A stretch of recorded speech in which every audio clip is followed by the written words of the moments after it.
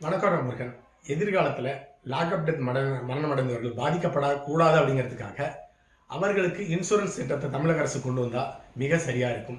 அதை பற்றி சுருக்கமாக பார்க்கலாம். சேனலை பார்க்குற நீங்கள் சப்ஸ்கிரைப் பண்ணி சேனலுடைய வளர்ச்சிக்கு உதவுங்க. அதை போலவே இந்த சேனலில் போடுற வீடியோ உடனுக்குடன் உங்களுக்கு நோட்டிஃபிகேஷனில் கிடைக்கிறதுக்காக பெல் பட்டனை ஆன் பண்ணி வைங்க. சரி, இப்போ வீடியோக்குள்ளார போகலாம். ஒரு சாதாரண குற்றவாளி மீது 20-30 கொலை வழக்கு இருக்குது. அது கூடயே ஒரு 50க்கு மேற்பட்ட வழக்குகள் மொத்த வழக்குகளாக இருக்குது. அப்படி ஒரு 50 குற்றத்தை சேர்ந்த ஒரு குற்றவாளி 30-40 வருஷமாக காவல்துறையால் அதாவது நீதிமன்றத்தால் தண்டிக்கப்படாமல் சுதந்திரமாக வெளியில் சுற்றி கொண்டிருக்கின்றார். அவர் மீது வெளியே வந்த பின்னாடியும் ஆள் கடத்தல், நிலாபகரிப்பு, கொலை மிரட்டல், இப்படி ஏராளமான வழக்குகள், பதிவு செய்யப்படாத வழக்குகளும் நிறைய இருக்குது. அப்படிப்பட்ட நிலையில் அந்த சாதாரண குடிமகன் மீது, குற்றவாளியின் மீது நடவடிக்கை எடுக்காமல் இருக்கிறதுக்காக இந்திய அரசியலமைப்பு சட்டம் அந்த குற்றவாளிக்கு பாதுகாப்பு கொடுக்கிறது. ஆனால் லாக்அப்ல விசாரணையின் போது ஒரு விசாரணை கைது மரணம் அடைஞ்சிட்டா உடனடியாக எஸ்பியோ அல்லது டிஎஸ்பியோ, எஸ்ஐயோ அல்லது இன்ஸ்பெக்டரோ உடனடியாக பதவி நீக்கம் செய்யப்படுகிறார்கள். அவர்கள் மீது துறை ரீதியான நடவடிக்கை எடுக்கப்படுகிறது. சஸ்பெண்டு, ஜெயிலு, ஆயுள் தண்டனை இதை எல்லாமே காவல்துறை அதிகாரிகளுக்கு கிடைக்கிறது. ஆனால் அவர்கள் அரசு இயந்திரம் சரியாக நடக்கணும் அப்படிங்கிறதுக்காக தான் அந்த குற்றவாளியை விசாரிக்கிறாங்க. அப்படி விசாரிக்கும் பொழுது தவறுதலாக அவர் மரணமடைந்து வருகிறார்.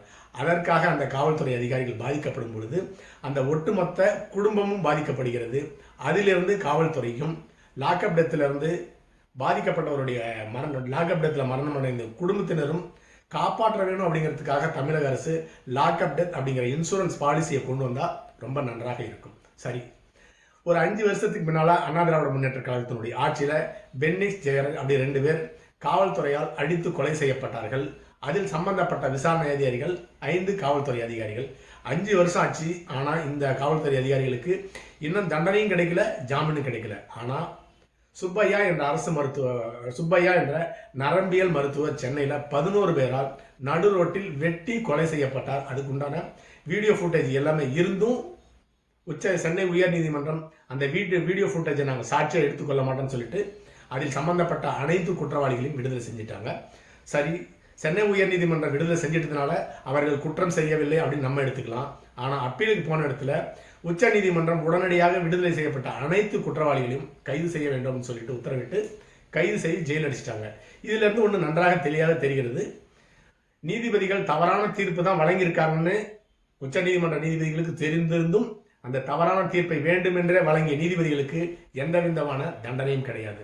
அடுத்ததாக 20-30 கொலை செஞ்சு 50 வழக்கு இருக்கிற ஒரு சாதாரண ஒரு குற்றவாளி ஜாமீன்ல 20-30 வருஷமா தண்டிக்கப்படாம வெளியிருக்காங்க.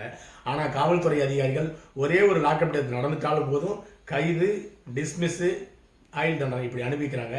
அதிலிருந்து அவர்களையும் பாதிக்கப்பட்டவரையும் அவர்களுடைய குடும்பத்தையும் காப்பாற்றுறதுக்காக தான் தமிழக அரசு இன்சூரன்ஸ் திட்டத்தை கொண்டு வரணும்னு சொல்லிட்டு நம்ம ஒரு ஐடியாவாக பேசிட்டு இருக்கோம். சரி, தமிழக அரசு இந்த சட்டத்தை கொண்டு வரணும் அப்படின்னு சொல்வதற்கு காரணம் அண்ணா திராவிட முன்னேற்ற கழகம், திராவிட முன்னேற்ற கழகம் எந்த விதமான வித்தியாசமே கிடையாது. எந்த ஆட்சி நடந்தாலும் லாக்அப் டெத் அப்படிங்கிறது தொடர்ந்து நடந்து கொண்டே தான் இருக்கிறது. என்ன ஒரு சின்ன வித்தியாசம், அண்ணா திராவிட முன்னேற்ற கழகத்தினுடைய ஆட்சியில் லாக்அப் டெத் அப்படிங்கிறது கொஞ்சம் கம்மியாக இருக்கும். திராவிட முன்னேற்ற கழகத்தினுடைய ஆட்சியில் லாக்அப் டெத் அதிகமாக இருக்கும். சமீபத்தில் அஜித்குமார் என்ற நபர் 5 காவல்துறை காவலர்களால் விசாரணையின் போது அடித்து கொலை செய்யப்பட்டிருக்கிறார்கள். அது லாக்அப் டெத். இது தமிழகத்தை ஆளுகின்ற திராவிட முன்னேற்ற கழகத்துக்கு ஒரு கெட்ட பெயர் ஏற்பட்டிருக்கிறது. அதிலிருந்து அரசும் தப்பிக்கிறதுக்கு ஒரு உதவியாக இருக்கும் இப்படி இன்சூரன்ஸ் திட்டத்தை கொண்டு வந்துட்டா. இதை பற்றி யூடியூப்ல விவாதித்த ஏர்போர்ட் மூர்த்தி அவர்களும் காமாட்சி நாயுடு அப்படிங்கிற 2 பேட்டி கொடுக்குறவங்க விசாரிச்சிருந்தாங்க. அதுல ஒரு காமாட்சி நாயுடு அவர்கள் மிக அழகாக சொல்லியிருந்தார். ஒரு குற்றவாளியை விசாரிக்கும் பொழுது தவறுதலாக அவர் இறந்து விட்டார். அந்த லாக்அப் டெத்துக்காக 5 காவல்துறை அதிகாரிகள் உடனடியாக கைது செய்யப்பட்டு சிறையில் அடைக்கப்பட்டார்கள். அதனால அவர்களுக்கு எதிர்காலத்தில் ஆயுள் தண்டனை கிடைக்க போகுது. என்னைக்குமே அவர்கள் வேலைக்கு வர முடியாது. அதனால அந்த 5 காவல்துறை அதிகாரியும் குடும்பமும் ஒட்டுமொத்தமாக பாதிக்கப்பட்டிருக்கிறது. ஒரு காவல்துறை அதிகாரியை நம்பி 5 பேர் அவங்க குடும்பத்தில் இருக்காங்க. அவர் சம்பாதிச்சுட்டா அவங்க குடும்பமே ஓடும். மொத்தம் 25 பேர் பாதிக்கப்பட்டிருக்கிறார்கள். நீங்க இதை பத்தி யாருமே பேச மாட்டேங்கிறீங்க. ஒரு குற்றவாளி மரணம் அடைந்தது மட்டும்தான் பேசுறீங்க. ஆனா காவல்துறையினுடைய 25 பேர் பாதிக்கப்பட்டிருக்காங்க இந்த மரணத்தினால அப்படின்னு பேசியிருந்தாரு. அப்பதான் நமக்கு தோன்றியது, இன்சூரன்ஸ் திட்டம் கொண்டு வந்திருந்தா காவலர்களுக்கும் அவர்கள் மீது துறை ரீதியான நடவடிக்கை எடுக்க முடியாது. மரணமடைந்தவர்களுடைய குடும்பத்திற்கு அந்த இன்சூரன்ஸ் பணம் போயிட்டதுனால அவர்களும் சந்தோஷம் அடைவார்கள் என்று எடுத்துக்கொள்ள வேண்டும். சரி, இந்த லாக்அப் டெத்துக்கு தமிழக அரசு சட்டப்படி சட்டம் இயற்றி இந்த லாக்அப் டெத்துக்கு இன்சூரன்ஸ் திட்டம் கொண்டு வந்துட்டா, லாக்அப் டெத்தில் யாராவது மரணம் அடைந்துட்டாங்கன்னா அந்த காவல்துறை அதிகாரி மீது எந்த விதமான நடவடிக்கையும் எடுக்கப்படாமல் மரணமடைந்த ஒரு குடும்பத்திற்கு இந்த இன்சூரன்ஸ் பணம் போய் சேர்ந்துடும். அதற்கு மேலே எந்த விதமான நிவாரணத்தையும் உதவியும் கேட்கக்கூடாது அப்படின்னு சொல்லிட்டு இந்த இன்சூரன்ஸ் சட்டம் சிறப்பாக இருக்கும். இந்த விசாரணை கைதிகள் மரணமடைந்த விசாரணை கைதிகளை விசாரிக்கிற காவல்துறை அதிகாரிகள் அந்த காவல்துறை அதிகாரிகளுக்கும் அந்த விசாரணை கைதிகளுக்கும் குடும்ப பகையோ இல்லை முன்வரதுமோ எதுவுமே கிடையாது. அரசாங்கத்தை சரியாக நடத்துவதற்காக அவர்கள் விசாரிக்கப்படுகிறார்கள், அவர்கள் விசாரணை அதிகாரிகள். அப்படி விசாரிக்கும் போது தவறுதலாக அந்த நபர் மரணமடைந்து விடுகிறார். அதனால் அந்த காவல்துறை அதிகாரி கைது செய்யப்படுவதனால ஒட்டுமொத்தமாக அந்த குடும்பம் பாதிக்கப்படுகிறது. லாக்அப் டெத்தில் மரணமடைந்தவர்களுடைய குடும்பம் பாதிக்கப்படுகிறது. இன்சூரன்ஸே இதுக்கு சிறப்பான வழி. உதாரணத்திற்கு சாலையில் நடந்து போகிறவர் மீது கார் ஏற்றி அந்த சாலையை கடக்கிறவர் மீது கார் ஏற்றினால அவர் மரணமடைந்தார். அந்த காரை ஓட்டியவர் மீது கைது செய்யப்பட்டு ஒரு 10-15 நாள் விட்டுறாங்க. அடுத்ததாக அந்த கார் பிரேக் பிடிக்காதனால மரணம் அடைந்துட்டான்னு சொல்லிட்டு மரணமடைந்த குடும்பத்திற்கு இன்சூரன்ஸ் பணம் வழங்கப்படுகிறது. அத்தோடு அவரோட மரணத்துக்கு எந்த விதமான பெரிய கைது, அந்த காரை ஓட்டியவர் மீது எந்த விதமான கைது நடவடிக்கையோ சிறை தண்டனையோ கிடையாது.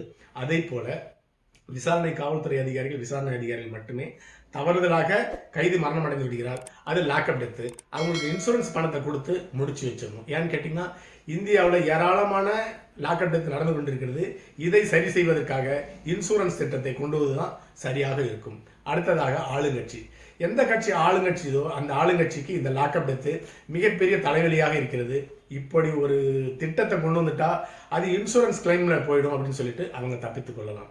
அதனால தமிழக அரசு உடனடியாக லாக்அப் டெத் மரணம் அடைந்தவர்களுக்கு அப்படின்னு சொல்லிட்டு ஒரு இன்சூரன்ஸ் திட்டத்தை கொண்டு வர வேண்டும்.